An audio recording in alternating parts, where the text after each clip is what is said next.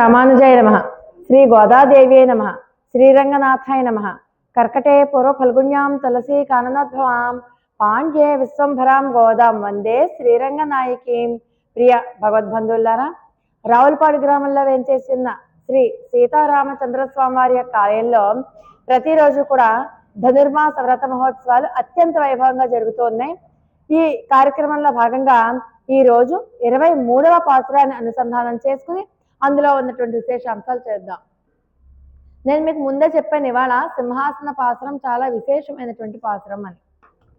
సరే, నిన్న మన గోదా గోష్ఠి అంతా కూడా నువ్వు కాదంటే మేము వెళ్ళలేం, అంటే అనన్య గతికులకమై వచ్చాం నీ పాద సన్నిధికి, నీ వాకిటికి వచ్చాం, నీ ముంగులకు వచ్చాం. నువ్వు కాదంటే మాకు వేరే దిక్కు లేదు, వేరే చోటు లేదు, తలదాచుకుందామంటే వేరే చోటు లేదు, మమ్మల్ని కాపాడేవాడు ఇంకొకడు ఎవడు లేడు, కాబట్టి నువ్వే మాకు దిక్కు అంటే ఎంతో దీనంగా పలికారు. పాపం అప్పటిదాకా ఎలా ఉన్నాడో మరి పరమాత్మ వీళ్ళు ఇంత దైన్యంగా పలుకుతూ ఉంటే ఒక్కసారి ఆయన మనసు చివుక్కుమందిట. అదేంటి, నేను కదా ముందెళ్ళాలి, దేవతలందరికీ కూడా ముందు నేనే వెళ్తున్నాను, అలాంటిది నేను ముందు వెళ్ళవలసి ఉండగా అనన్య గతికులమై ఉన్నాము, వేరే గతి లేదు అని ఇంత దీనంగా అడుగునా కూడా ఇంతలా ఎందుకు నిర్లక్ష్యం చేశాను వీళ్ళ గురించి అని మనసు చివుక్కుమందట. అయ్యో ఎంత తప్పు చేశాను నేను అని పాపం చాలా బాధపడ్డాట. అంటే రాజుగా రక్షించే బాధ్యత తనదయ్యుండి రామచంద్రమూర్తి అరణ్యవాసం చేస్తున్నప్పుడు అరణ్యవాసంలో యజ్ఞాలు యాగాదులు తపస్సులు చేసుకునేటటువంటి ఋషులు రామచంద్రమూర్తి ఇలా వచ్చారు అరణ్యవాసానికి అని చెప్పి తెలుసుకుని ఆయన దగ్గరికి వచ్చి మమ్మల్ని కాపాడు రామచంద్ర, ఇక్కడ ఉన్నటువంటి రాక్షస మోక నుంచి మమ్మల్ని కాపాడు అని అడిగారే. రాజుగా నాది కదా బాధ్యత, వాళ్ళ బావగోగులన్నీ తెలుసుకునే బాధ్యత నాది, కానీ వాళ్ళ చేత అడిగించుకున్నానే అని ఆ రోజు రామచంద్రమూర్తి ఎలా బాధపడ్డారో అలా ఈ రోజు శ్రీకృష్ణ పరమాత్మ అలా బాధపడ్డారట. అయ్యో ఇలా చేశానేంటి నేను, అయ్యో ఇది నాకు ఎంత సిగ్గుగా ఉంది. ఆ రోజు తపస్సాలు నా దగ్గరికి వచ్చి ఆయన కష్టాలు చెప్పుకున్నట్లుగా ఉపేక్షించానే, నేనే స్వయంగా వెళ్ళి వాళ్ళని సేవించి వాళ్ళని కాపాడవలసినటువంటి బాధ్యత నా మీద ఉంది కదా. అయ్యయ్యో, రక్షణలో ఉన్నటువంటి ఏదో చిన్నపాటి పరాకు వల్ల ఇలా చేశానేంటి అంటే చాలా సిగ్గుపడిపోయాట కృష్ణ పరమాత్మ. అలాగే ఇప్పుడు కూడా మరి అందరికంటే ముందు వెళ్ళిపోతాడు కదా, ఎవరికైనా ఆపద కలిగింది అని చెప్పి తెలిస్తే ఆపద కంటే ముందు కృష్ణుడు ఉంటాడు. అలా మరి ఈరోజు బాలికలు వాళ్ళ ఇళ్ళకి తనే వెళ్ళిపోయి వాళ్ళని లేపుకుని తనతో పాటు తీసుకొచ్చి తనకి వాళ్ళకి ఏం కావాలో అది ఇవ్వాలి కదా నేను. అలాంటిది అలా చేయకుండా పాపం వీళ్ళు ఎంతో కష్టపడ్డారు. మంచు అనక బురదనక ప్రతి ఒక్కళ్ళ ఇంటికి వెళ్ళి వాళ్ళందరినీ లేపుకొచ్చి అక్కడి నుంచి నందగోప భవనానికి వచ్చారు. మా తండ్రి గారి యొక్క అనుమతి పొందారు, మా తల్లి గారి అనుమతి పొందారు, మా అన్నగారి అనుమతి పొందారు, ఆచార్యుల వారి యొక్క అనుమతి పొందారు. నీలాదేవిని కూడా ఆశ్రయించినా కూడా నేను ఉపేక్షించానే, అర్రెరే ఎంత తప్పైపోయింది. ఆ రోజు ఋషులు, పైగా వాళ్ళు పురుషులు, పోనీ ఏదో కాస్త పర్వాలేదు అనుకుంటే ఋషులు వస్తేనే నేను అంత బాధపడ్డాను కదా, వీళ్ళు స్త్రీలు పైగా మాకేం గతి లేదు నువ్వే దిక్కు అని చెప్పి ఇంత బాధపడుతుంటే నేను ఊరుకోవడం న్యాయం కాదు. అయ్యో సరేనర్రా, మీకేం కావాలో చెప్పండర్రా అన్నట్ట పరమాత్మ. అప్పుడు గోపికలు అంటారు, మేము మా మనసులో ఉన్న కోరికని ఇలా నీ బెడ్రూమ్లో మాత్రం రహస్యంగా చెప్పాం, నువ్వు బయటికి రా, నువ్వు బయటికి వస్తే అప్పుడు మేము చెప్తాం. ఏదో మా మనసులో ఉన్న కోరిక నీ దగ్గరికి వచ్చి చెప్దాం అనుకుంటున్నామేమో, లేచి నువ్వు ఆస్థాన మండపానికి రా, అప్పుడు మేము చెప్తాం. అసలు వీళ్ళు ప్రధానమైనటువంటి కోరిక ఏంటి, గడిచిన పాసురాలలో శ్రీకృష్ణ పరమాత్మ యొక్క నిద్రాకాలిక సౌందర్యమే కాకుండా ఆపాదమస్తకము కూడా సౌందర్యాన్ని అనుభవించడమే, ఆ సౌందర్యాన్ని తనివి తీరా చూసి సేవించుకోవడమే. కాబట్టి నిన్నటి దాకా నిద్రించినప్పుడు సౌందర్యాన్ని చూశారు, కళ్ళు ఎలా విప్పాలో చెప్పారు, కళ్ళు తెరిచి ఉన్నప్పటి సౌందర్యాన్ని చూశారు. ఈ రోజు నడిచి వచ్చి ఆస్థాన మండపానికి వేంచేపు చేయవలసిందిగా ఆ యొక్క సౌందర్యాన్ని కూడా చూడాలి అని చెప్పి చెప్తున్నారు. అంటే కృష్ణ పరమాత్మ యొక్క కటాక్షం ఇంకెంతో దూరం లేదు, చేజాపితే అందంత దూరంలో ఉంది. అంటే వీళ్ళకి ఆత్మస్వరూప జ్ఞానం కలవాళ్ళు అయ్యారు. ఇప్పుడు వీళ్ళు అన్ని దశలను దాటేశారు, అహంకార మమకారాదులను కూడా దాటేసి అన్ని దశలను దాటేసి కృష్ణ పరమాత్మ యొక్క కటాక్షం వీళ్ళ మీద పరిపూర్ణంగా ఉండేటటువంటి దశలోకి వీళ్ళు వచ్చేసారు. కాబట్టి ఇక్కడ శ్రీకృష్ణ పరమాత్మ యొక్క అంటే ఎలా ఒక సింహంతో పోల్చి చెప్తారు కృష్ణ పరమాత్మని. ఎలా అంటే ప్రళయానికి ముందు ఉండేటటువంటి స్థితి, ప్రళయం తర్వాత సృష్టి క్రమం ఈ పాసురంలో చెప్తారు. మనకి గనక ఆ సృష్టి రహస్యం గనక తెలుసుకున్నట్లయితే, శ్రీకృష్ణ పరమాత్మ అవతార రహస్యం మనకు తెలుసుకున్నట్లయితే పరమాత్మ తొందరగా మనకి లభ్యమవుతాడు. ప్రళయం తర్వాత సృష్టి క్రమం దీంట్లో వివరించబడింది. సృష్టికి ముందున్నాడా? ఒక్కడే ఉన్నాడు.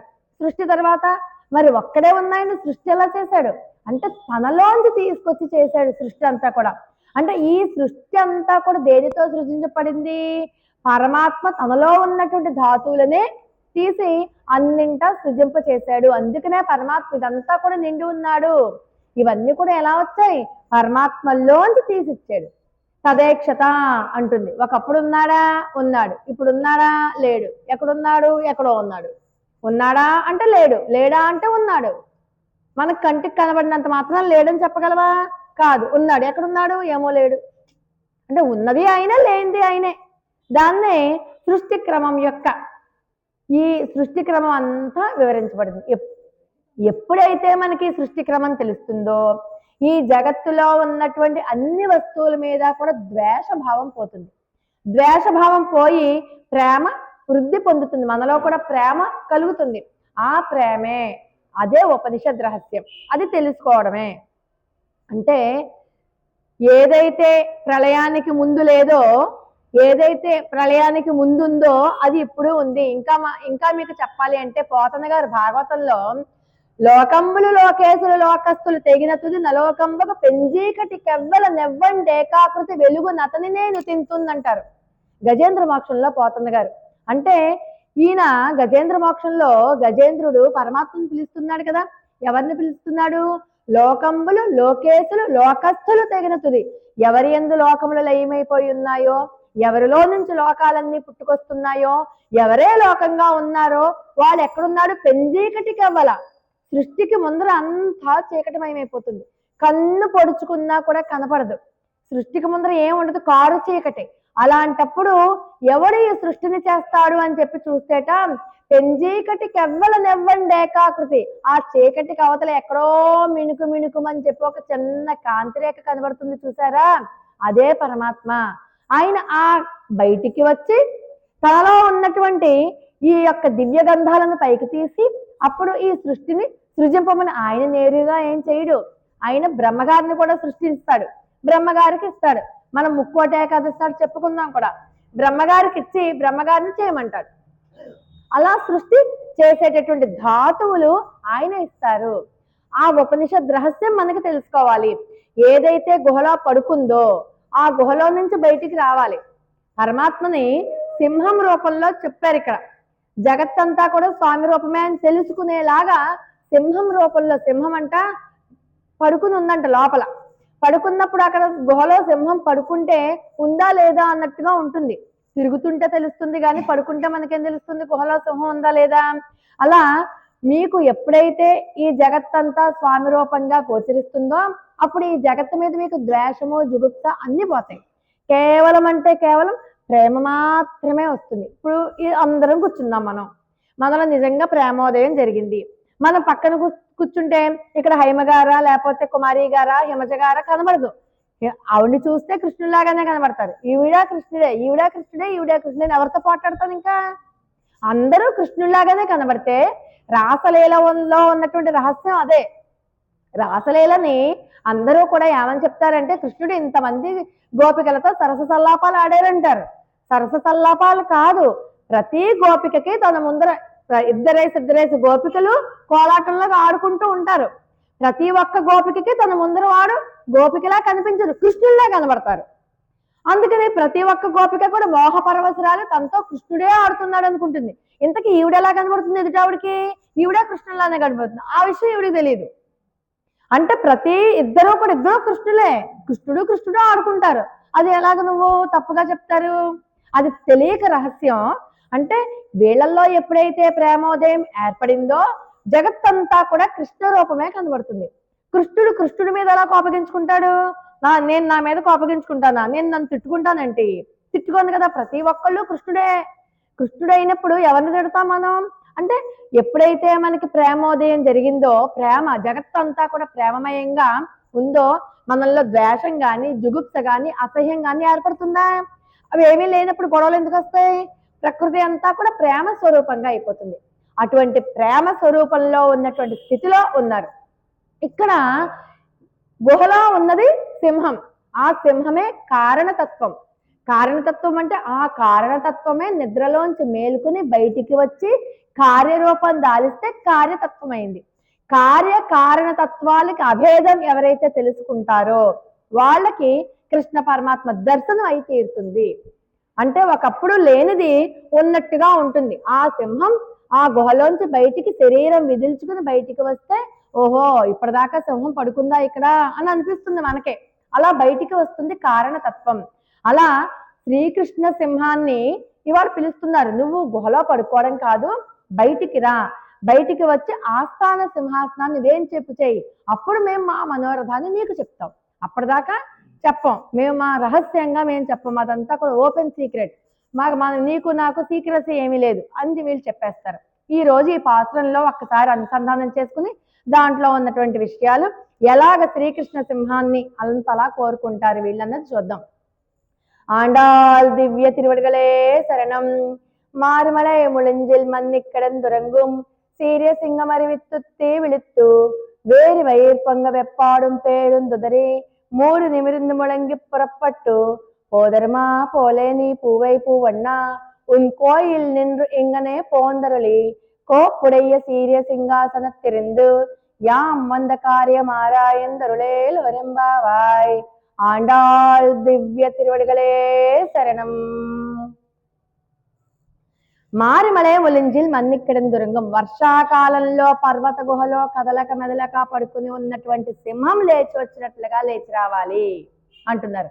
మనకి సామాన్యంగా వర్షాకాలం అంటే సింహం అంటే మనం కూడా కదలం, ఇంట్లోంచి మనం కూడా కదలం.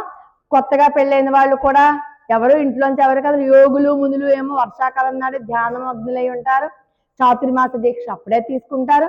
ఆషాఢ శుద్ధ ఏకాదశి నాడు పరమాత్మ యోగ నిద్రలోకి వెళ్ళింది కూడా వర్షాకాలమే. ఇన్ని రకాలు ఉన్నాయి వర్షాకాలానికి సంబంధించి. సింహం లోపల ఉందా లేదా అన్నట్టుగా ఉంటుందిట. సింహాలు కూడా వర్షాకాలంలో ఏ జంతువుని వేటాడడానికి వెళ్ళవు. ఇంకా ఒక గుహను చూసుకుని ఆ గుహలో చక్కగా విశ్రాంతి తీసుకుంటే ఈ 4 నెలలు కూడా పడుకుని నిద్రపోతాయిట వర్షాకాలంలో. అలా అది కూడా ఎలాగట, ఆ గుహలో ఆడసింహాలతో కలిసి పడుకుని ఉంటాయట. అలా ఆడసింహాలతో వర్షాకాలంలో పడుకునేటటువంటి సింహాన్ని లేపుతున్నారు ఈ పాత్రలో. పైగా మనకు తెలుసు వర్షాకాలం ఎలా ఉంటుందని. మరి మనలో కూడా ఉన్నాయి 2 రకాలైనటువంటి వర్షాలు. ఎలా? మనం ఈ సంసారం అనేటటువంటి దుఃఖం అనేటువంటి ఈ సంసారంలో తిరుగుతున్నాం. పట్టపగలే తుఫాన్ వచ్చిందనుకోండి, పట్టపగలే ఏమవుతుంది, మేఘం అంతా కమ్మేస్తుంది, చీకటి పడిపోతుంది. అలాంటి చీకటే సంసారం. అలాంటి చీకటిలో దిక్కు తోచక దుఃఖం అనేటటువంటి అవివేకం అనేటటువంటి అజ్ఞానం అనేటటువంటి చీకటిలో కొట్టుమిట్టాడుతున్నాం, దారి తెలియక, కన్ను కానక. అలాంటి స్థితిలో మనం కూడా అనుభవిస్తున్నాం ఇప్పుడు సంసార సముద్రంలో ఉండి. కాబట్టి ఇలాంటి దిక్కుతోచక తారట్లాడుతున్నటువంటి మమ్మల్ని కృపతో కాపాడు అంటూ పరమాత్మని వేడుకోవడం ఒక రకం. ఇంకొకటి ఏంటి, ఈ వర్షం, ఇంకొక వర్షం ఏంటి, అయ్యయ్యో వీళ్ళు ఇలా కొట్టుకుపోతున్నారరా, ఈ సంసారం అనేటటువంటి దుఃఖం అనేటటువంటి చీకటిలో కన్ను మిన్ను గనక కొట్టుకుపోతున్నారు. అలాంటి వాళ్ళని భగవత్ కృపా వర్షాన్ని వీళ్ళ మీద కురిపించి వీళ్ళని కటాక్షించి చేసేటటువంటి వర్షం కూడా ఒకటి ఉంది. స్వామి నీ కృపా వర్షాన్ని మా మీద కురిపించు అన్నట్టుగా కూడా ఒకటి చెప్తున్నారనమాట. అంటే జీవులు ఈ సంసార సముద్రంలో కొట్టుకుపోతూ ఉంటే పరమాత్మ తన కారుణ్యం చేత కాపాడతట. కాపాడి వాళ్ళ మీద భగవత్ కృపా వర్షాన్ని కురిపిస్తాడు. అంతే.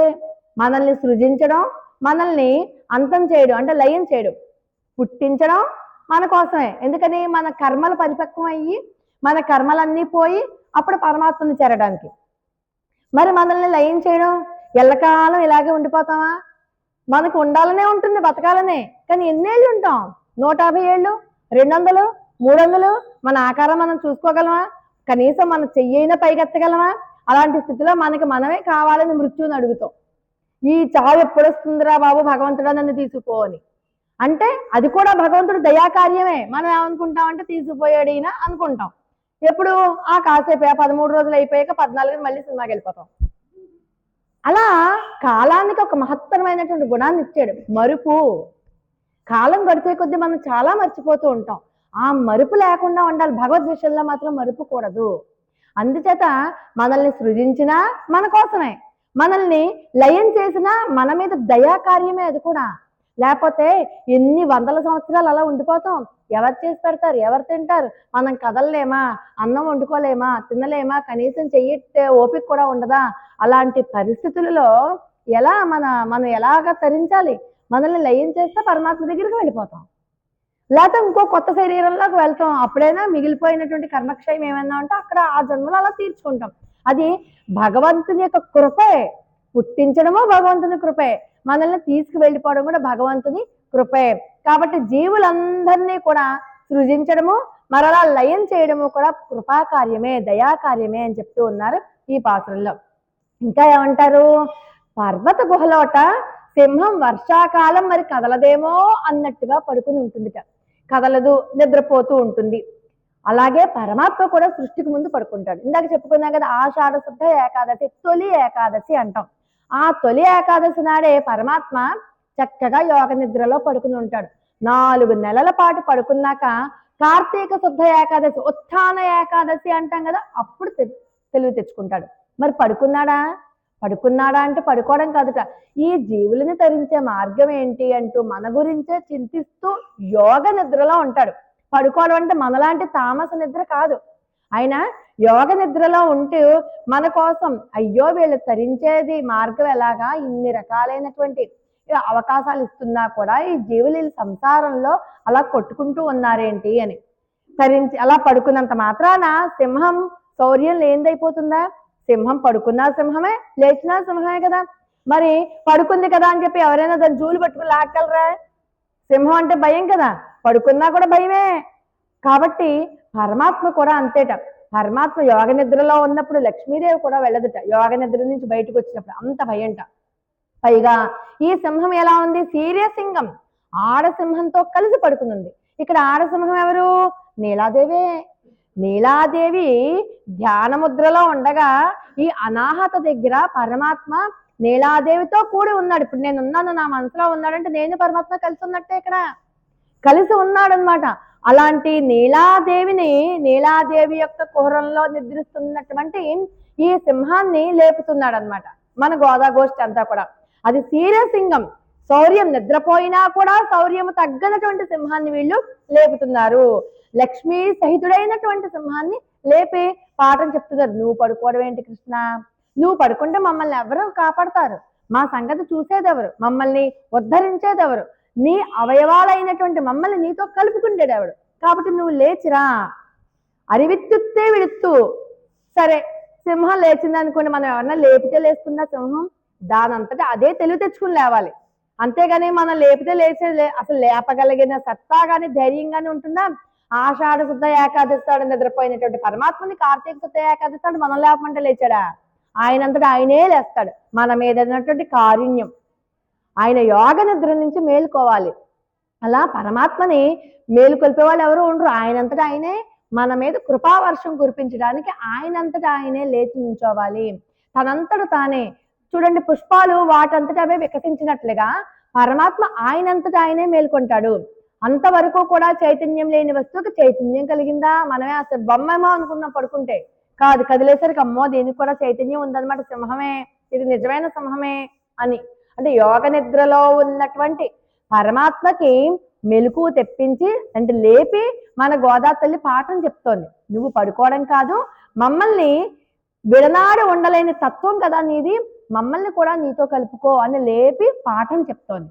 మరి అలాంటి స్వామి ఒక్కసారి లేచేసరికి సింహం దగ్గరికి ఎవరైనా వెళ్ళగలరా? కళ్ళు తెరిచేసరికి 4 నెలలు పడుకుంటే సింహం కళ్ళు చింత నిప్పుల్లాగా, మనం చూడండి ఉదయం 11 గంటలకు మంచి నిద్ర పట్టేస్తుంది, మధ్యాహ్నం 3 అయింది, మన మొహం అద్దంలో చూసుకుంటే మొహం ఇంత ఉబ్బిపోయి ఉంటుంది, కళ్ళు ఎర్రగా ఉంటాయి. మరి 4 నెలల పాటు పడుకుంటే ఇంకెంత కళ్ళు ఎర్రగా ఉంటాయి. అలా కళ్ళు నిప్పులు కక్కుతున్నటువంటి కళ్ళతో ఉంటుంది సింహం. అటువంటి అప్పుడు ఆడసింహం కూడా ఈ సింహం దగ్గరికి వెళ్ళదుట. మరి హిరణ్యకశిపులని చంపుతాడు పరమాత్మ, ఒక అవతారం ఎత్తుతాడు కదా హిరణ్యకశిపుడికి, నరసింహావతారం ఎత్తుతాడు. నరసింహావతారం ఎత్తినప్పుడు భీకర రూపం దాల్చి ఆ స్తంభంలోంచి బయటికి వచ్చి నరసింహుణ్ణి ఆయన హిరణ్యకశిపుణ్ణి తన తొడ మీద పెట్టుకుని మరీ చీల్చి ఆ రక్తాన్ని ఇలా వేసేసుకుంటాడు, పేగులు మెల్ల వేసుకుంటాడు. అటువంటి పరిస్థితులలో మరి అది సింహరూపమే. కళ్ళు ఎర్రగా అయిపోయింది. సాక్షాత్తు లక్ష్మీదేవికి భయం వేసింది వెళ్ళడానికి. ప్రహ్లాదుని ముందు పెట్టుకుని వెళ్ళారు. ప్రహ్లాదుని ముందు పెట్టుకుని, ప్రహ్లాదుడు అంటే ఇష్టం కదా, అందుకని ప్రహ్లాదుని ముందు పెట్టుకుని వెళ్ళి ఆయన యొక్క కరుణని ఇంకా తగ్గండి స్వామి, నెమ్మదిగా తగ్గండి, శాంతించండి అప్పుడు చెప్పింది. ఆవిడంతటా ఆవిడ వెళ్ళలా. అలా సింహం కూడా చాలా కళ్ళు తెరిచేసరికి ఆడసింహం కూడా వెళ్ళదు. పైగా ఈ సింహం ఎలాంటి సింహం, కళ్ళు తెరిచి చూసేసరికి ఒక నీళ్లు కారుతాయి కళ్ళల్లోంచి. ఆ నీటి బొట్టు మొట్టమొదటి సృజించిన సింహం. అంటే సృష్టికి ముందర ఆయన పృథ్వీ, జల, తేజో, వాయురాకాశాలు అనేటటువంటివి ఐదు వస్తువుల్ని ఏం చేశాడు, తనలోంచి తీశాడు. అవి లేవు ఇంతకు ముందు. తనలోంచి తీసి అవి బ్రహ్మగారికి ఇచ్చాడు. తనలోంచి సృష్టించబడినటువంటి బ్రహ్మగారికి ఇచ్చి సృష్టి చేయమన్నాడు.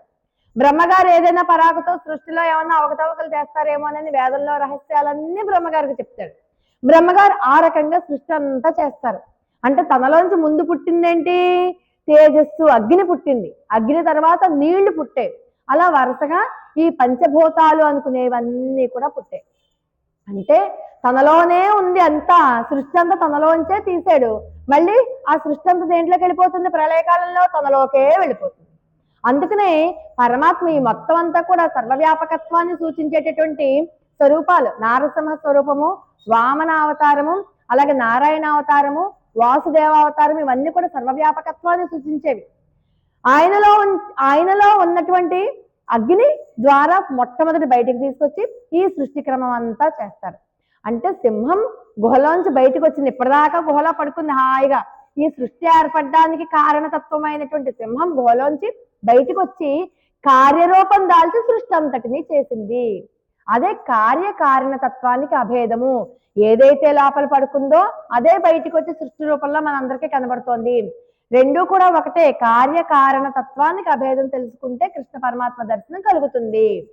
నీలాతుంగ స్తనగిరి తటీసుప్తం ఉద్వాద్య కృష్ణం పారాధ్యం స్వం శృతి శత శిరసిద్ధం అధ్యాపయంతి శోచిస్తాయాం సృజి నిగళితం యా బలాత్కృత్య భుంతే గోదాతస్యై నమైదమిదం భూయ ఏవాస్తు భూయ. ఆవిడ ఎక్కడ, శ్రీకృష్ణ సింహం ఎక్కడ నిద్రిస్తోంది, నీలాతుంగ స్తనగిరులను ఆశ్రయించుకుని పడుకునుంది. నీలాతుంగ స్తనగిరులను ఆశ్రయించుకుని పడుకుని ఉన్నాడు ఈ శ్రీకృష్ణ సింహం అనే. అంటే మనం నీలాదేవిని ఎలా చూడాలి అని చెప్పుకున్నాం, ప్రకృతిలో తను నిద్రపోయి ఉన్నాడు, గుహలో నిద్రపోయి ఉన్నటువంటి పరమాత్మ. ఇంకొక రకంగా చెప్పుకోవాలంటే నీలాదేవి యోగ నిద్రలో ఉంది. యోగ నిద్రలో ఉన్నటువంటి నీలాదేవిని లేపుతోంది. నువ్వు పడుకోవడం ఏంటయ్యా, నువ్వు పడుకుంటే మమ్మల్ని ఉద్ధరించేవాడెవడు, నీకు కర్తవ్యం ఉంది, మర్చిపోకు. అధ్యాపక వృత్తిని తీసుకుంది, ఒక టీచర్ గా మారిపోయింది. నువ్వులే, బెత్తం పుచ్చుకుని చెప్తోంది, తర్జనీ పెట్టి నువ్వులే, లేచి మమ్మల్ని అందరినీ కూడా నువ్వు కాపాడాలి, నువ్వు పడుకుంటే ఎలాగా, అందుకని నువ్వులే, తెలివి తెచ్చుకుని తీక్షణంగా చూసి వెంట్రుకలు నిగిడించి బయటికి ఎలా రావాలో ఈ పాఠం చెప్తోందనమాట. ఇప్పటిదాకా చెప్పినవన్నీ చేశాడు. నువ్వు కళ్ళు ఎలా తెరు అంటే తెరిచాడు, నువ్వు బాగా తెరు, ఒక కన్ను సూర్యనేత్రము, ఒక కన్ను చంద్రనేత్రము, మా మీద చల్లదనం కనిపించాలి, మా శత్రువుల మీద వేడిగా ఉండాలి, అన్ని చెప్తే చేశాడు. ఇప్పుడు ఏమంటున్నాడు, నువ్వు ఇలా నడుచుకుంటూ రా అని చెప్తోంది. ఎలా నడవాలో కూడా శ్రీకృష్ణ పరమాత్మకి చెప్పేస్తుంది, ఇలా నడుచుకుంటూ రా అంటే. సింహం యొక్క లక్షణాలని శ్రీకృష్ణ పరమాత్మతో చూపి, సింహం ఎలాగైతే ఒక్కసారి లేచి జూలు విదిలించుకుని ముందుకి వెనక్కి కాళ్ళు సాగ తీసుకుని బద్ధకం వదిలించుకుని గుహలోంచి బయటకు వస్తుందో, నువ్వు కూడా అలా నడిచి రావాలి. అలా కూడా ఎలాగంటే గర్జించి బయటికి వచ్చేటట్లుగా రా. నువ్వు వస్తే నువ్వు సింహం అవునా కదా మాకెలా తెలుస్తుంది, ఒకసారి గర్జించు, నువ్వు సింహం అని చెప్పి అందరికీ తెలియాలి కదా. అలా శ్రీకృష్ణ పరమాత్మని ఆ సైనాగారం నుంచి వెలుపలికి రావాలి అని చెప్పి కోరుతున్నారు. సింహం యొక్క గర్జన వింటే అడవిలో మృగాలన్నీ కూడా గుండెలు అద్దిరిపోతాయి. అలా ఆ శ్రీకృష్ణ పరమాత్మ లేచాడు అనగానే అసురులైన వాళ్ళ యొక్క గుండెలు అద్దిరిపోవాలన్నమాట. అమ్మో కృష్ణుడు లేచాడు, ఇంకా మనకి ఏవి చల్లది, ఇంకా మన పని అయిపోయింది అని మనలో ఇంకా ఏమైనా కామక్రోధాది ఆదిషడ్ వర్గాలు కానీ అహంకార మమకారాదులు కానీ ఏమైనా ఉంటే అవన్నీ కూడా పోవాలి అన్నట్లుగా నువ్వు గర్జించు, అలా గంభీరంగా గర్జించి నీ సైనాగారం నుంచి బయటికి రా అంటూ శ్రీకృష్ణ పరమాత్మని సింహం వలె గర్జించి ఆస్థాన మండపానికి వేంచేపు చేయమని చెప్పి అడుగుతున్నారు. ఇలా సింహంలా గర్జించి ఆస్థాన మండపానికి వేంచేస్తున్నప్పుడు కృష్ణ పరమాత్మ నడిచే నడకల్ని శ్రీరంగం అనేటటువంటి దివ్య దేశాల్లోనూ మనకి దగ్గరలో అక్కడ పుట్టగుంటుంది, పుట్టగుంట అన్నటువంటి దివ్య దేశాల్లో కూడా ఆ నడకల్ని వయ్యారంగా నడిపి చూపిస్తారు మనకి. ఆ సమయంలో కనుక అంటే ఈ రోజు ఆల్రెడీ అయిపోయి ఉంటుంది అక్కడ, ఇలా ఆ నడకలు కనుక చూడాలంటే ఈ రోజు వెళ్ళాలన్నమాట. పల్లకీలో స్వామిని కూర్చోబెట్టి ఎంతో మంది వైష్ణవ స్వాములు పల్లకీని ఊరేగిస్తూ రకరకాల నడకలు, అసలు చూడడానికి 2 కళ్ళు సరిపో, అంత అద్భుతంగా ఉంటుంది. అలా లేచి రమ్మంటున్నారు. మరి సింహానికి ఉదాత్తత, గాంభీర్యం, శౌర్యం, ఇన్ని రకాలైనటువంటి గుణాలు ఉంటాయి కదా, మేము నీలో అన్ని గుణాలను చూడాలనుకుంటున్నాం. ఈయన అనుకుంటాడు కృష్ణ పరమాత్మ, వీళ్ళు సింహం సింహం అంటున్నారు కదా, కొంపతీసి అప్పుడు నరసింహావతారం ఎత్తాను కదా అలాగని రమ్మంటారా, లేకపోతే 14,000 మంది రాక్షసమోక నా మీద పడుతున్నప్పుడు రాఘవ సింహంలా శ్రీరామచంద్రమూర్తి అవతారంలో రాఘవ సింహంలా నేను వెళ్ళి బాణాలు వేసి కొట్టేశాను కదా అలా రమ్మంటారా వీళ్ళు? డబ్బెబ్బెబ్బెబ్బే, సింహం అంటే నేను ఒక సింహం అంటే ఏదో ఒక దానికి చెప్పాను, కానీ సింహం అంటే సింహంలా రమ్మని కాదు, మేము చిన్నపిల్లలం కదా మాకు తెలియదు ఎలా చెప్పాలో. సింహం కొంచెం గంభీరంగా శౌర్యంగా ఉంటుంది కాబట్టి ఆ గాంభీర్యము, శౌర్యము, ఆ అందము, చురుకుదనము కనపడేలా రమ్మన్నాం, కానీ నువ్వు సింహంలా అసలు నీకు ఒక రూపం ఉందేంటి, ఎన్ని అవతారాలు ఎత్తేవో, సింహం అంటే నువ్వు ఎత్తన అవతారమే లేదు, ఎవరికి ఏ కష్టం వస్తే ఆ అవసరానికి తగ్గట్టుగా అవతారాన్ని ఎత్తేస్తున్నావు, వాళ్ళని రక్షిస్తున్నావు, కాపాడుతున్నావు, ఇంకా అవతారం అయిపోతుంది. కాబట్టి నీ రూపము సింహం రూపంగా కాదు నాయనా అని చెప్పి చెప్తున్నారనమాట. ఇంకా ఎలాగట, నీ సహజమైనటువంటి సౌందర్య సౌకుమార్యాలు తగ్గకుండా, సహజంగా కొన్ని ఉంటాయి కదా, అవిసె పువ్వు ఉంది, అవిసె పువ్వు ఎంత అందంగా ఉంటుంది, అవిసె పువ్వు లాంటి శరీరంగా ఉన్నటువంటి నీ శరీరం యొక్క సహజమైన సౌందర్య సౌకుమార్యాదులు ఏమీ తగ్గకుండా మళ్ళీ ఆ సౌందర్యం కావాలి, ఆ సౌందర్యంతో పాటు ఇవన్నీ కూడా కావాలి అంటూ పిలుస్తున్నారనమాట ఈ పాసనంలో. మనం చూడండి, కృష్ణాష్టకం ఉంటుంది. వసుదేవ సుతందేవం కంస చాణూరమర్దనం దేవకీ పరమానందం కృష్ణం వందే జగద్గురంలో అతసీ పుష్ప సంకాసం హార నూపుర శోభితం రత్న కంకణ కేయూరం కృష్ణం వందే జగద్గురం. అలా అతసీ పుష్పం ఎంత అందంగా ఉంటుందో, అతసీ పుష్పం లాంటి శరీర ఛాయ ఆ అందాన్ని ఏమాత్రం తగ్గకుండా అటువంటి అపురూపమైనటువంటి సౌందర్యంతో నువ్వు నడిచిరా అంటూ అంటున్నారు. పైగా ఎలా అంటున్నారు, ఉన్ కోయిల్ నిండ్రింగనే, ఉన్ కోయిల్ నిన్నటిదాకా నందగోపాలుని కుమార, ఇది నందగోపాలుని భవనము, నందగోపాలుని కోడలు అన్నారు కదా, ఇప్పుడు ఉన్ కోయిల్ నీ ఇంటి నుంచి బయటికి రా అంటున్నారు. అంటే గుమ్మం దాకా వచ్చారు, అమ్మ లోపలికి రెండమ్మ కాసేపు కూర్చోండి కాఫీ తాగి వెళ్దురు కానీ అని ఏమన్నా అంటాడేమో కృష్ణుడు. ఇలా అనేసి మళ్ళీ మాయ మాటలు చెప్పేస్తాడేమో, అలా కాదు, నువ్వే నీ భవనం నుంచి బయటికి రా, మేము ఇంత కష్టపడి అంత దూరం వచ్చింది, కనీసం నీ భవనం నుంచి బయటికి రాలేవా అంటున్నారు వీళ్ళు అనమాట. అంటే నందగోపాలుని భవనం వేరు, కృష్ణ పరమాత్మ భవనం వేరు ఉంటాయా? తండ్రి గారు కొడుకు ఒకే ఇంట్లో నివసిస్తున్నప్పుడు తండ్రి గారి భవనం ఏదో కృష్ణ పరమాత్మ భవనం కూడా అదే అయి ఉంటుంది కదా. అంటే ఆయన ప్రణవాక్షరాన్ని అడుగుతున్నారు. ప్రణవాక్షరం చూడండి, అకార ఒకార మకార స్వరూపం. ఓంకారంలోనే పరమాత్మ ఉన్నాడు, జీవుడు ఉన్నాడు. అంటే జీవుడికి పరమాత్మకి ఓంకారం ఎలా నివాస స్థానమో, మన హృదయమే పరమాత్మకి మనకి కూడా నివాస స్థానము. ఆత్మ పరమాత్మలు ఇక్కడే ఉంటాయి. ఇక్కడ ఉన్నటువంటి అనాహత శబ్దమే ఓంకారము. కాబట్టి ఉన్ కోయిల్ అంటే వేరును, నందగోపాలుని యొక్క కోయిల్ వేరు కాదు. నీ భవనం నుంచి నువ్వు బయటికి రా, వేంచేసిరా, అప్పుడు మమ్మల్ని స్వీకరించు, ఒక్కసారి నువ్వు బయటికి రా అని చెప్పి పిలుస్తున్నారనమాట. పైగా మనందరికీ గుళ్ళో ఉన్న దేవుడిని దర్శించుకోవడం కంటే బయట ఊరేగుతున్న దేవుడిని దర్శించుకోవడం అంటే చాలా ఇష్టం.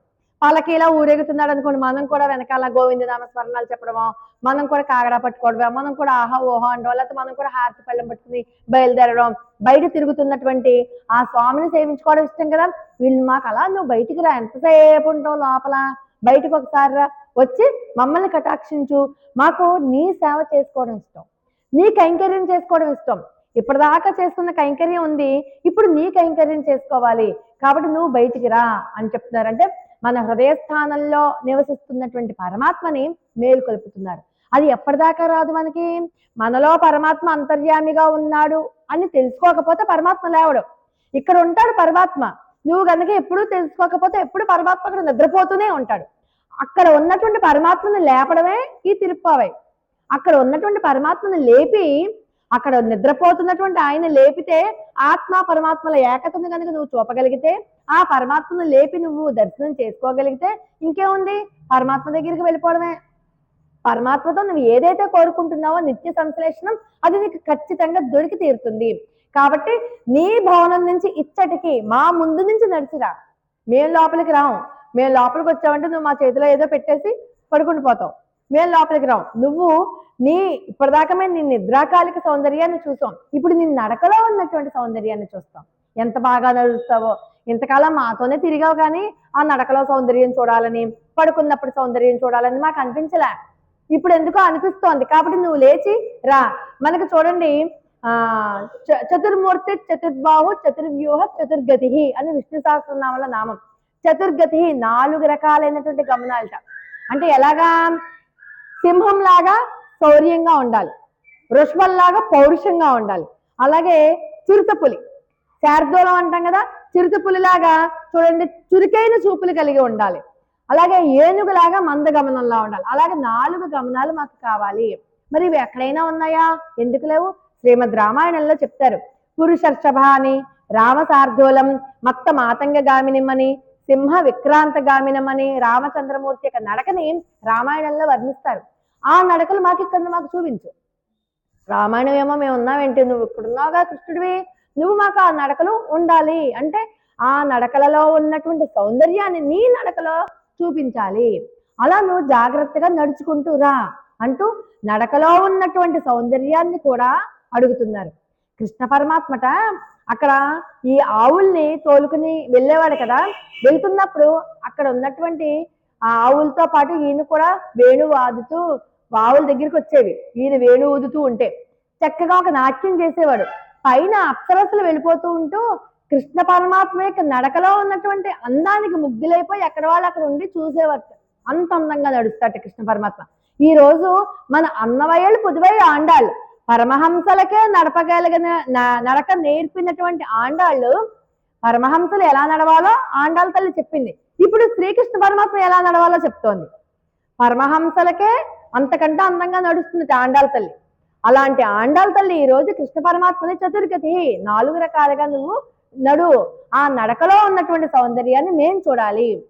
కోప్పుడయ సీరియ సింహాసన తిరిందు. ఎలాగట? పడక మీద పడుకుని చెప్పడం కాదు, నువ్వు సింహాసనం మీద కూర్చుని చెప్పు. పడక మీద పడుకుని చెప్పడానికి మన నిద్రమతలో 190 ప్రమాణాలు చేసేస్తాం. అవన్నీ మంచం దిగ్గాక గుర్తే ఉండవు మనకి. కృష్ణుడు కూడా అలాగే చేస్తాడేమో. పడుకున్నాక ఏంట్రా చెప్పండ్రా అని అన్నాడండి, సరేలేరా మన నిద్రమత్తులో ఉండగా ఊ ఊ ఊ అంటాం. దేనికి అన్నాం తర్వాత మర్చిపోతాం. అందుకని ఇక్కడ కృష్ణుడు ఏమంటున్నారు? పడక మంచం మీద కూర్చుని నువ్వు చెప్పడం కాదు, నువ్వు మళ్ళీ తర్వాత మా మీద కలలాడేస్తావు, అబద్ధాలు చెప్పేస్తావు, వెళ్ళిపోతావు. అలా కాదు, మాకు అలా వద్దు. నువ్వు లేచి ఆస్థాన మండపంలో కూర్చో, సభ తీర్చు, ఆస్థాన మండపంలో కూర్చో, అందరూ చూస్తుండగా మేము చెప్తాం. అప్పుడు నువ్వు అబద్ధం ఆడడానికి ఉండదుగా, మా కోరిక ఖచ్చితంగా తీరుస్తావుగా. రాజుగారి స్థానంలో కూర్చున్నప్పుడు నేను ఒక మాట మాట్లాడాను అనుకోండి, ఖచ్చితంగా అందరిలోనూ మాట్లాడతాను కాబట్టి ఖచ్చితంగా కోరిక తీర్చాలి. నేను ఎక్కడో సీక్రెట్ గా బెడ్రూమ్ లో చెప్పాను అనుకోండి, అది ఎవరికి తెలుసు? ఎవరికి తెలియదు. కాబట్టి మేము ఇక్కడ నీ శయనాగారంలో మేమేం చెప్పాం, నువ్వు ఆస్థాన మండపానికి మేము చెప్పి అప్పుడే మేము చెప్తాం. అది కూడా నువ్వు యుద్ధ రంగంలో అర్జునుడికి ఎలా చెప్పావు ఒక వాక్కు, అలాంటి ప్రమాణం మాకు కావాలి. అలాంటిది నువ్వు ఆస్థాన మండపంలో వేయించేసి ఒక రాజుగా అడిగినట్లయితే మేము మా మనసులో ఉన్నటువంటి కోరిక చెప్తాం. నువ్వు అక్కడ కూడా అంతే కదా, సింహాసనం మీద నుంచున్నావు, రథం మీద నుంచున్నావు, మాసు సహా అన్నావు. అలాగే అర్జునుడు కోరిక తీర్చావా లేదా? దుఃఖం ఉండదర్రా మీకు, సర్వధర్మాన్ పరిత్యజ్య మామేకం శరణం రజ, నన్ను శరణు కోరండర్రా, మీకు ఎటువంటి దుఃఖం ఉండదని చెప్పి అందరికీ చెప్పావు. ఎవరో వినలా, అర్జునుడు పాండవులు విన్నారు, వాళ్ళు తరించిపోయారు. అందుచేత మాకు అలాంటిది కావాలి, మాకు శోకం పోయేలాగా అలాంటి ఒక్క మాట నువ్వు మాకు చెప్పు అంటూ కోరుకుంటున్నారు ఈ పాసురంలో. అంటే నిద్రాకాలిక సౌందర్యాన్ని వీళ్ళు అడుగుతూ ఉన్నారు ఈ పాసురంలో. మాకు నిద్రాకాలిక సౌందర్యం కావాలి. ఎలాగట మనకు చూడండి, అటు ఇటు దొల్లాలట. కృష్ణ పరమాత్మ చూడు, చిన్నపిల్లలు పడుకున్నప్పుడు మనం చూస్తే అర్థమవుతుంది. చిన్నపిల్లలు పడుకుంటే ఎంత ముద్దుగా ఉంటారో, మామూలుగా ఉన్న ముద్దు కంటే కూడా పడుకున్నప్పుడు సౌందర్యం చాలా బాగుంటుంది. వాళ్ళు కొంచెం అటు ఇటు దొల్లుతారు, చేతులు కాళ్ళు ఇలా అలా సాగదీసుకుంటారు, ఒక్కసారి ఒళ్ళు విరుచుకుంటారు, మళ్ళీ ఇలా పక్కకి తిరిగి పడుకుంటారు. అలా నువ్వు కూడా లేచిరా. లేచి ఒక్కసారి నువ్వు కూడా సింహం ఎలాగైతే ముందుకి వెనక్కి కాళ్ళు జాపుకుంటుందో అలా జాపుకుని ఒక్కసారి ఒళ్ళు విరుచుకుని అప్పుడు లేచి నువ్వు ఆస్థాన మండపంలోకి రా. ఎలా పడితే మాత్రం అలా రాకు. మేము ఎలా చెప్పామో అలాగే చెయ్యి. కృష్ణుడు వింటాడు, ఎందుకంటే వాళ్ళ ప్రేమ భక్తికి లొంగిపోయాడు కాబట్టి. కృష్ణ పరమాత్మ గోపికలు ఎలా చెప్తే అలా వినడానికే తను మొగ్గు చూపుతాడనమాట. సరే, ఇక్కడ ఏమైంది? యాం వంద కార్యమై వచ్చిన వెంటనే నువ్వు మమ్మల్ని ఏమి ఉద్ధరించేయక్కర్లేదు. మేము అసలు మా మనసులో ఏముందో పరిశీలించు. ఇంటర్వ్యూకి వెళ్తాం, నువ్వు వచ్చావు కదా అని చెప్పి ఇంటర్వ్యూకి వచ్చావు కదా నీకు ఉద్యోగం ఇచ్చేస్తారేంటి? అసలు నువ్వు చదువుకున్న చదువుకి నీకు ఎంత జ్ఞానం ఉందో మేము పరిశీలించద్దు. అన్ని పరిశీలించాకనే దాంట్లో ఉంటేనే నీకు మార్కులు వేస్తాం, లేకపోతే మార్కులు వేయంగా. అలాగే మేము వచ్చిన కార్యం, నేను అనట్లేదు, మేము వచ్చిన కార్యాన్ని పరిశీలించి కృప చేయి. నువ్వు ఇప్పటికిప్పుడేమి వచ్చామనట్లేదు, మేము ఎలా వచ్చాం, ఎన్ని కష్ట నష్టాలు కోర్చుకుని వచ్చాం, నీ గుణగాథలు కీర్తించుకుంటూ వచ్చాం, ఎవరితోటి కబుర్లు వేసుకోలేదు, ఏ టీవీ చూసుకుంటూ రాలేదు, నీ గుణగానాదులే, నీ దివ్య కథలే, నీ దివ్యనామ సంకీర్తనమే పాడుకుంటూ వచ్చాం కదా, బుర్రదనక మంచనక నడుచుకుంటూ వచ్చాం కదా, ప్రతి ఒక్కళ్ళని మాతో కలుపుకుంటూ వచ్చాం కదా, పెద్దలు ఏ పనులు చేయొద్దన్నారో అవి చేయడం మానేసాం కదా, ఏ పనులు అయితే చేయమన్నారో వాటిని తోచా తప్పకుండా పాటిస్తూనే వచ్చాం కదా. కాబట్టి ఈ రోజు మేము ఎలా వచ్చాం? మా స్త్రీత్వాభిమానాన్ని కూడా వదిలేసి వచ్చాం. నీ ఎడబాటు దుర్బలమై నడవలేక నీ కోసం కొట్టుకుపోయి మరీ వచ్చావు ఇక్కడికి. నువ్వే రావాలి, కానీ మేము వచ్చాం కదా నీ గుమ్మం దాకా.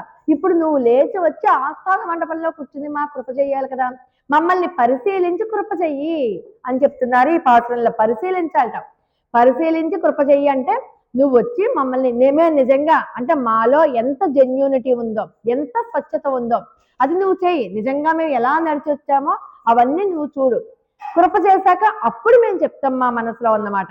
ముందు నువ్వు నడుచుకుంటూ వెళ్ళి ఇక్కడ కూర్చో. అయ్యో, ఈ పిచ్చి పిల్లలు ఇలా నడుచుకుంటూ వచ్చారే, నా కోసం ఇంత ఇబ్బంది పడ్డారు, నేను కదా వెళ్ళాలి, వెళ్తే నేను వాళ్ళని ఇంటింటికి వెళ్ళి పిలుచుకు రావాలి, కానీ వీళ్ళే నా కోసం వచ్చారు, ఎన్నో రకాల ప్రయాసలు కోర్చి వచ్చారు, అయ్యో మీకు ఎంత శ్రమ కలిగించాను, మీ కాళ్ళు నొప్పులు వచ్చేలాగా, కాబట్టి నన్ను క్షమించండి అని కృష్ణుడు అడగాలట. అది మర్యాదట. అలా నువ్వు మమ్మల్ని మర్యాద చేసి, అంతే కదా, ఇంటికి వచ్చిన వాళ్ళు మర్యాద చేయాలి కదా, నువ్వు మర్యాద చేసి అప్పుడు కూర్చుని అప్పుడు కృప చేయి, అప్పుడు అడుగు, అప్పుడు మేము మా మనోరథాన్ని నీకు చెప్తాం. అంతేగాని ఇలా మాత్రం చెప్పం సమా. నువ్వు శయనాగారంలో ఉండగా మేము ఏ ఒక్క మాట నీతో మాట్లాడం, కాబట్టి బయటికి వస్తే ఖచ్చితంగా నీతో ఒక మాట చెప్తాం, అది కూడా మా మనోరథం ఏంటో నువ్వు కృప చెయ్యి అంటూ ఈ రోజు కృష్ణ పరమాత్మ యొక్క సృష్టి రహస్యాన్ని, పరమాత్మ సృష్టి ఎలా చేశారు, కార్యకారణతత్వాన్ని సింహంతో చెప్తూ, సింహం గుహలోంచి బయటికి వచ్చినట్లుగా ఈ సృష్టి అంతా కూడా ఆ సింహంలోని పరమాత్మలో లయమైపోయింది, నిక్షిప్తమైపోయింది. పరమాత్మలో ఉన్నటువంటి సృష్టిని పరమాత్మే సృజిస్తేనే వస్తుంది తప్పితే ఇంకెవరూ కూడా ఈ సృష్టి చేయలేరు. ఆ సృష్టి క్రమం మళ్ళీ మనం తెలుసుకోవాలి. ప్రళయకాలమప్పుడు ఎలా ఉంది సృష్టి, ప్రళయం అయిపోయాక ఎలా వచ్చింది, ప్రళయంలో ఎలా కలిసిపోయింది. ప్రళయం అంటే పరమాత్మలో లయమైపోవడమే. మళ్ళీ ఒక కొత్త లోకాన్ని సృష్టించాలంటే పరమాత్మలోంచి బయటికి రావాల్సిందే. అందుకనే కదా ఈ 4 యుగాలు, ఇది ఆఖరి యుగంలో కదా మనం ఉన్నాం. ఉన్నప్పుడు కూడా ప్రళయకాలం సంభవించింది, పరమాత్మ మళ్ళీ ప్రతి యుగంలోనూ అవతరించాడు, ప్రతి యుగంలోనూ కూడా సృష్టించాడు.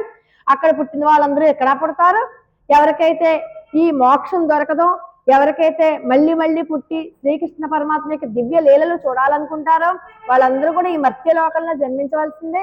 జన్మించి వాళ్ళ కర్మలు తీరాక మళ్ళీ పరమాత్మలో లీనమైపోవాల్సిందే. అందుకే నిజమైన భక్తులు ఏమని కోరుకుంటారంటే మోక్షం వద్దని కోరుకుంటారు. మోక్షం అంటే పరమాత్మలోకి వెళ్ళిపోవడం.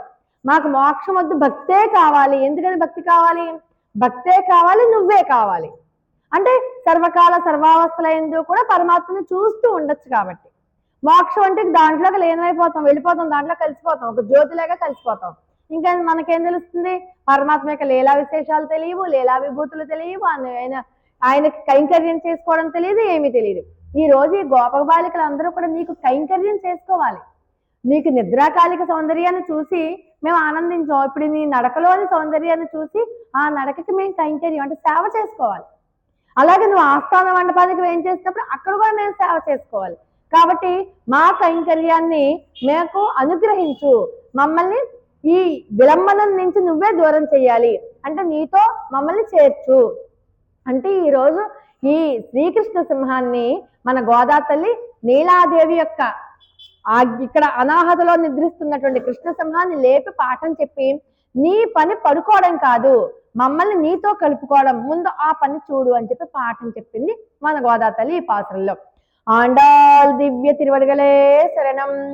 స్వస్తి ప్రజాభ్య పరిపాలయంతాం న్యాయేన మార్గేణ మహిమహీసాః. గోబ్రాహ్మణేభ్య శుభమస్తు నిత్యం. లోకా సమస్తా సుఖినో భవంతు. ఆండాల్ దివ్య తిరువడిగలే శరణం. రేపు